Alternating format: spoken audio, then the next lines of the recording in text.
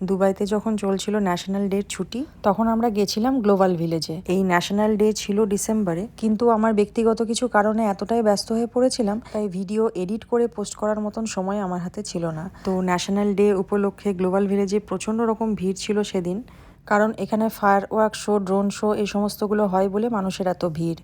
Global ভিলেজে এই নিয়ে আমাদের থার্ড টাইম আসা হলো। এখানে যেহেতু সবসময়ই আসা যায় না, নির্দিষ্ট কিছু সময় যেরকম অক্টোবর থেকে এপ্রিল অবধি খোলা থাকে গ্লোবাল ভিলেজ, সেজন্য আমরা বছরে অন্তত একবার এখানে আসার চেষ্টা করি।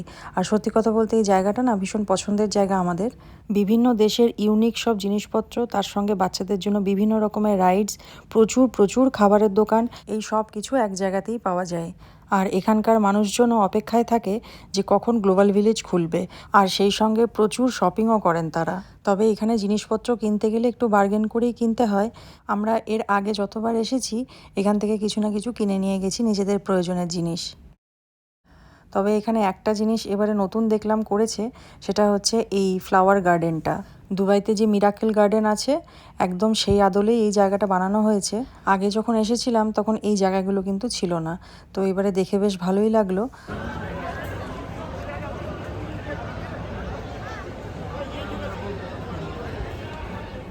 বেশ অনেকখানি জায়গা জুড়ে এই ফুলের বাগানটা বানিয়েছে, দেখতে অসম্ভব সুন্দর লাগছে।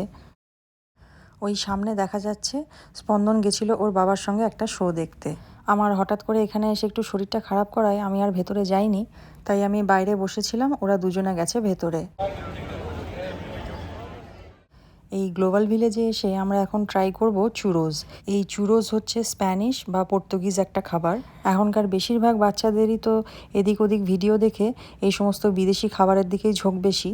এটা বেসিক্যালি একটা ফ্রায়েড আইটেম, আর এরকম লম্বা লম্বা স্টিকের মতন হয়। এই চুরোজ অনেকটা আমাদের দেশে মেলাতে যেরকম মথুরা কেক পাওয়া যায় প্রায় একই ধরনের বলা যায়। মথুরা কেকগুলো হয় ডোনাটের মতন গোল গোল, আর এই চুরোজ হচ্ছে এরকম স্টিকের মতন। ফ্রাই করার পর ওপরে সুগার কোটিং দেওয়া হয়, আর সার্ভ করা হয় চকলেট সিরাপ বা নিউটেলা এই সমস্ত কিছুর সঙ্গে। কেমন খেতে?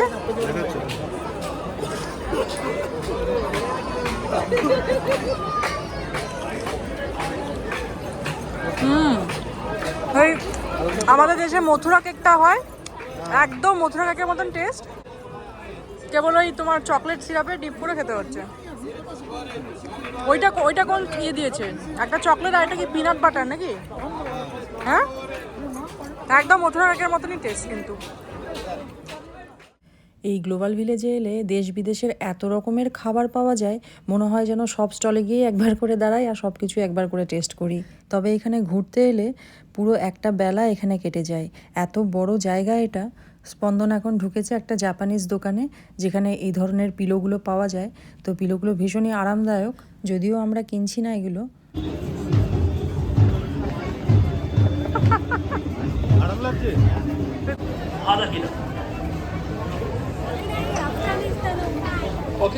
এখানে ভয়ঙ্কর ভয়ঙ্কর কিছু রাইড আছে যেগুলো করার জন্য আমার ছেলে পাগল হয়ে যাচ্ছে। ওকে বলেছি আগে সমস্ত জায়গা ঘুরবো, তারপরে ওই রাইডগুলোতে যাবে। এখন ঢুকেছি আমরা থাইল্যান্ডে। এই গ্লোবাল ভিলেজে বিভিন্ন দেশের আলাদা আলাদা জায়গা করা আছে।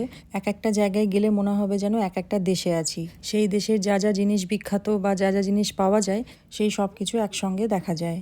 আমরা প্রতিবার এসে এই থাইল্যান্ডে ঢুকি একটারই লোভে। এখানে বেশ কিছু রকমের আইসক্রিম পাওয়া যায় যেটা অত্যন্ত লোভনীয়। এই যে হাজব্যান্ড মোবাইলে দেখাচ্ছে একটা ফটো যে এই আইসক্রিমটা ওনাদের দোকানে তৈরি করা হয় কিনা। ও একটা কোনো রিলসে দেখেছিল, তো সেখান থেকে ফটোটা সেভ করে রেখেছিল। এখন সেই আইসক্রিমটাই আমরা ট্রাই করব। তবে আইসক্রিমের সাইজটা যা আছে সেটা একা খেলে আর ডিনার করতে হবে না, এটা দুজন শেয়ার করে খেলে একদম ঠিকঠাক হবে। আর নারকেলের শাঁসটা দিয়ে আর জলটা দিয়ে বানানো হয়েছে আইসক্রিমটা। এটার বেসটা হচ্ছে থাইল্যান্ডের নারকেল, তার সঙ্গে থাইল্যান্ডের আম কিউব করে দেওয়া হয়েছে। আইসক্রিমটা দেখতে কিন্তু বেশ লোভনীয় লাগছে।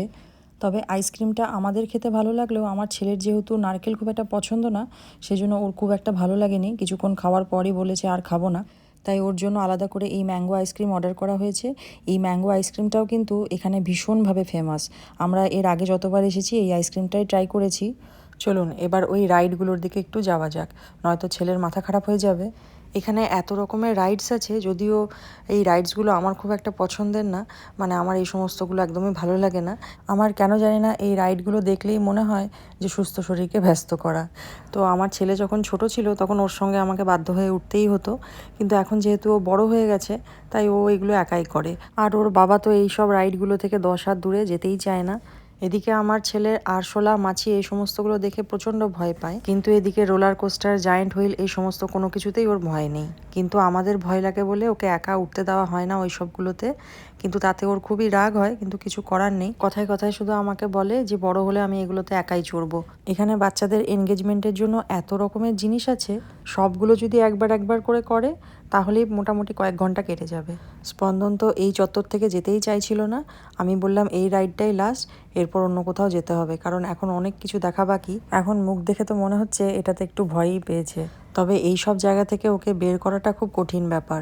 এখানে অনেক রকম অ্যারাবিক প্রোগ্রামও চলছে, তবে আজকে যে পরিমাণে ভিড় এখানে, তাতে দূর থেকে দেখা ছাড়া আর কোনো উপায় নেই। বসার জায়গা তো পাইনি। যারা প্রোগ্রাম দেখবে বলে আগের থেকে এখানে এসে বসে আছে তারা মোটামুটি চেয়ার পেয়ে গেছে, তাছাড়া বেশিরভাগ মানুষই মাটিতেই বসে পড়েছে। আর এইখানে কাণ্ডটা একবার দেখুন, এখন মোটামুটি রাত্রি 10:30 মতন বাজে। এখানে এই ফোয়ারার মধ্যে বাচ্চাগুলো ইচ্ছা করে সব জলের মধ্যে ভিজছে। এই দেখুন, স্পন্দনও ঢুকে পড়েছে। আমি তো চিৎকার করে বকে ঝোঁকে ওখান থেকে ওকে বার করলাম। না না, আমাদের বাড়ি ফিরতে হবে।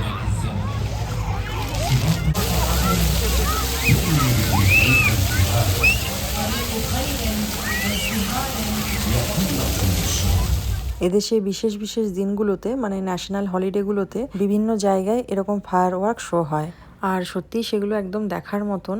মানে এত সুন্দর লাগে দেখতে আকাশটা। আজকে যেহেতু ইউএই ন্যাশনাল ডে, সেই উপলক্ষে এই ফায়ার ওয়ার্ক শোটা হচ্ছে। এইটা শেষ হতে না হতেই শুরু হয়ে যাবে ড্রোন শো। এই ড্রোন শোটাও কিন্তু এদেশে দেখার মতন, এত সুন্দর বানায়। মানে ড্রোন দিয়ে যে এত সুন্দর পাখি, ফুল, আরও বিভিন্ন রকমের কারুকার্য করা যেতে পারে, এই দেখুন, নিজের চোখে না দেখলে বিশ্বাস করা যাবে না। একটা শেষ হতে না হতেই আর একটা এত সুন্দরভাবে আকাশে ভেসে উঠছে, সত্যিই অসাধারণ। আর এদেশে বিভিন্ন ফেস্টিভ্যালে এরকম ড্রোন শো কিন্তু আকাশে প্রায় দেখা যায়। দেখুন, একটা মেলাতে না মেলাতেই আর একটা চলে আসছে।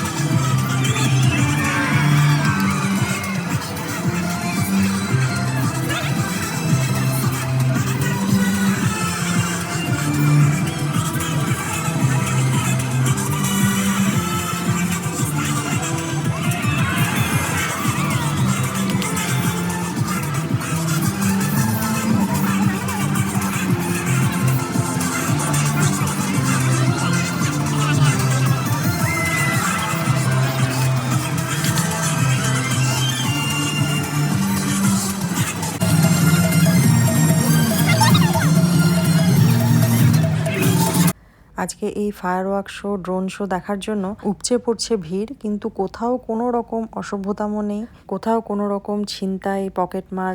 এত ভিড়ের মধ্যেও একে অপরকে ধাক্কাধাক্কি করে ঠেলে দেওয়া, চিৎকার চেঁচামেচি, কোনো রকম বিশৃঙ্খলা আপনি দেখতে পাবেন না। এমনকি এদেশে কোনো রকম যানজট বা ভিড় বা কোনো রকম ট্রাফিকের জন্য পুলিশ ফোর্সের দরকার পড়ে না একদমই। জাস্ট একটা পুলিশের গাড়ি বা একটা পুলিশই যথেষ্ট। এখন আমরা ঢুকছি ইয়েমেনে। এই ইয়েমেনে আমি আসি একটাই কারণে, এখানে খুব ভালো মধু পাওয়া যায়। আর মধুর যে এত রকমের ফ্লেভার হতে পারে, এখানে না এলে সত্যিই জানা যায় না।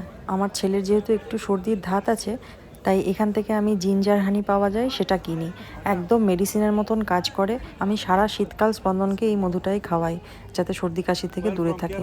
সত্যি ভীষণ উপকার দেয়। তবে এদেশে যেহেতু প্রচুর কেরালাইট, তাই এদেশের মানুষজন আমাদেরকে দেখলেই জিজ্ঞেস করে আপনারা কি কেরালা থেকে এসছেন। কলকাতা বা ক্যালকাটা বললে বেশিরভাগই দেখেছি কেউ বুঝতে পারে না। তাই মাঝে মাঝে খুবই দুঃখ হয়। সবাই বলেন যে দুবাইতে প্রচুর বাঙালি থাকেন, কিন্তু অ্যাকচুয়ালি দেখতে গেলে পশ্চিমবঙ্গের বাঙালি বোধহয় এদেশে খুবই কম। এদেশে বাঙালি বলতে বাংলাদেশের মানুষজনদেরকেই বেশি জানেন। কলকাতার কথা বা পশ্চিমবঙ্গের বাঙালি এদেশের মানুষজন বোধহয় খুবই কমই জানেন। তবে প্রতি বছর বছর এই মধুর দামও বাড়ছে। আমি এই ছোট্ট একটা ডাব্বা নিয়েছি, প্রতি বছর এরকমই একটা ছোট ডাব্বা নিই। এটাতে মোটামুটি আমার একটা শীতকাল চলে যায়, কারণ স্পন্দন একাই খাই এটা। এখন বাজে রাত্রি 12:30। ঘুরতে ঘুরতে অনেকটাই রাত্রি হয়ে গেছে, এবার বাড়ি ফিরতে হবে। গ্লোবাল ভিলেজ খোলা থাকবে রাত্রি 2টো অবধি। দুবাই কখনো ঘুমায় না, দুবাই সারা রাতই জেগে থাকে।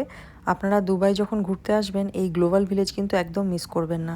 অসম্ভব সুন্দর জায়গা, আশা করি এনজয় করবেন।